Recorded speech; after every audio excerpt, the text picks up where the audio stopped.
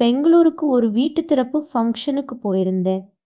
என் அப்பா கொடுத்த ஒரு கிஃப்டை அந்த வீட்டாருக்கு கொடுக்கணும் என்று தான் அந்த வீட்டுக்குள் நுழைந்தேன். ஆனா உள்ளே போன உடனே எனக்கு ஏதோ சரியில்லைன்னு தோணிச்சு. வீட்ல ஃபங்க்ஷன் மாதிரி ஹாப்பி அட்மாஸ்பியர் இல்ல.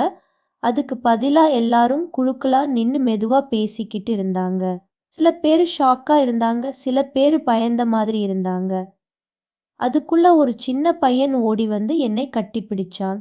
அங்கிள் என்னை இங்கிருந்து கூட்டிட்டு போங்க. அவனோட குரல் கேட்டு நான் கொஞ்சம் சீரியஸா ஆனேன்.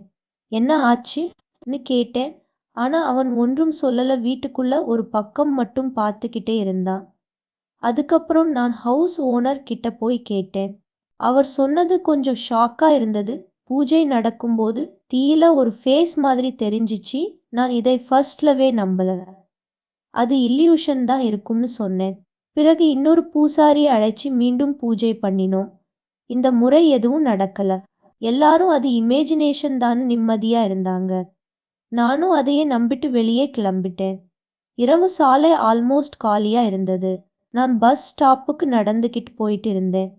அப்புறம் திடீர்னு நான் உடனே நின்னு திரும்பி பார்த்தேன். யாரும் இல்ல. சரி, டென்ஷன் காரணமா இருக்கும்னு நினைச்சு மறுபடியும் நடந்தேன்.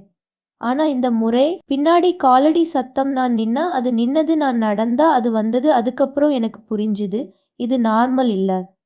ஏன் நீ தடுத்தாய்? இந்த முறை அந்த குரல் ரொம்ப அருகில். நான் நேரா ஓட ஆரம்பிச்சேன். அப்போ முன்னாடி ஒரு கோவில் தெரியுது. அதான் எனக்கு ஒரு ஹோப் மாதிரி இருந்தது. நான் ஓடிப்போய் உள்ளே போயிட்டேன்.